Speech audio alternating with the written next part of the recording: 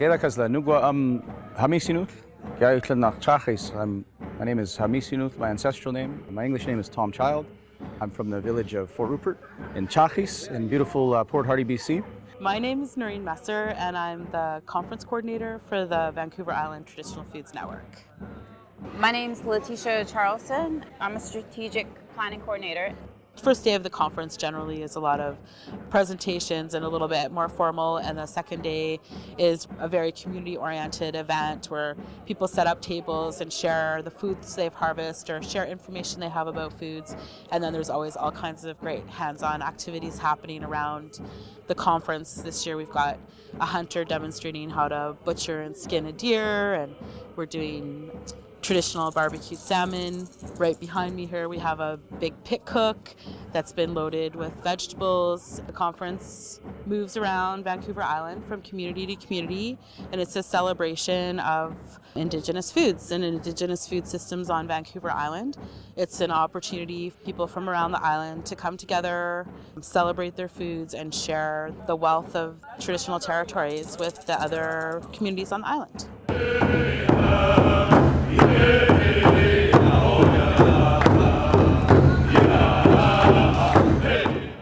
The first day of the conference was held in Chachis. This was a really important winter village for the Kwakiutl. Chachis is a big, beautiful bay. There's many islands, and you really couldn't starve there if you tried. There's so much shellfish and other seafood available just in the intertidal alone. So even if you had a poor salmon year, the people could go there, and that was a very important winter village for the Kwakiutl. Day two here at Cluxewe was another big village. This was more of a summer village and fall. The Cluxewe River is full of pinks and coho this time of year. The root garden is called tequila. It's a giant estuary that's full of Kwakiutl, potatoes, springbank clover, rice root, and silverweed. They're all available as fall foods.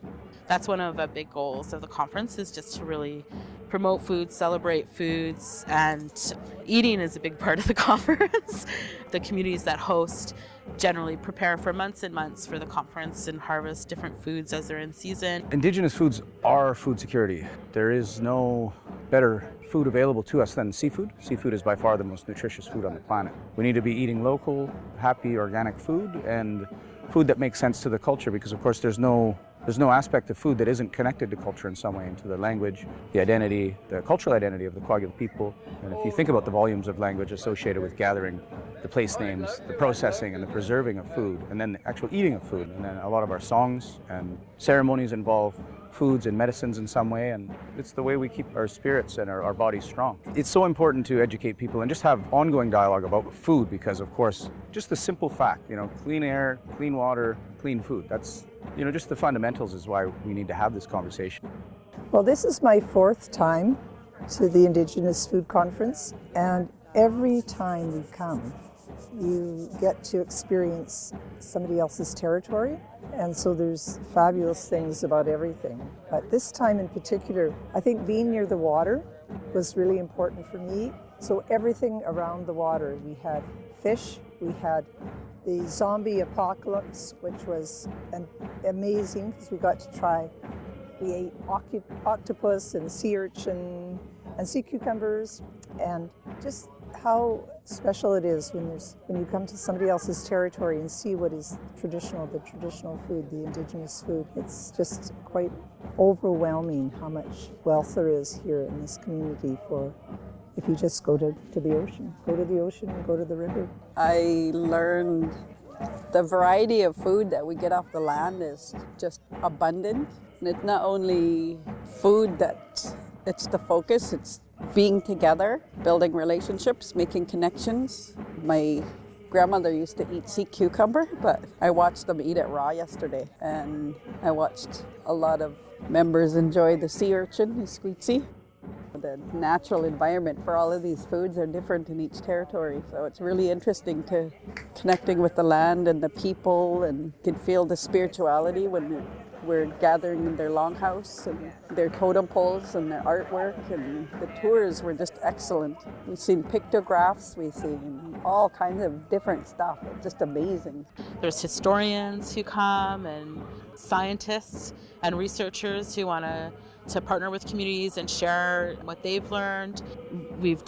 This year we did a lot of mapping work, so that brought kind of some new folk to the mix. The conference also has people of all ages, from little babies that are just born to the eldest elders in the communities. We really have a huge focus on youth and elders. Hope that it inspires a lot of people to want to build those skills, to find the drive, to find what they like to do, whether they are a gatherer or they are a harvester or a preserver or whatever it is, a hunter, to build the skills eventually and so that they can acquire them and also pass it down to their children and their children's children. The Foods Conference was part of our initial research project where we were looking at contaminants in traditional marine foods. So we have sockeye, shellfish, crab, and harbor seals that were studied for different toxins, PCBs, and other fat-soluble contaminants that were getting into those foods. And the question was, is it still safe to eat harbor seals? And so a colleague of mine, Dr. Peter Ross, fundraised and got some research dollars to answer this question. And we partnered with 5 coastal communities. There was Pachidat, Ahousaht, Kwakiutl on the west coast of Vancouver Island, and then on the east it was Campbell River and Nanaimo, so Snuneymuxw and the Wiiwaikum. And we had a great partnership and did a couple of years of data collection. Part of the reaching out to the community partners was to host a conference just to report back what we had learned. And so that first year was a one-day event, and we shared the results of the research and had some good food and really talked about the ongoing importance of these original foods, the first foods of the Indigenous people. It was a very successful one-day event, and then we realized, okay, well, let's do this again next year, and the communities requested that, yeah, we do continue the dialogue. And so it kind of grew legs, and then we had a year 2, year 3 conference, and then at that time the Vancouver Island and Coastal Communities Indigenous Foods Network formed. They took on the conference as part of their ongoing commitment to keeping this dialogue rolling, and now suddenly it's year 8 of the conference, which is unbelievable.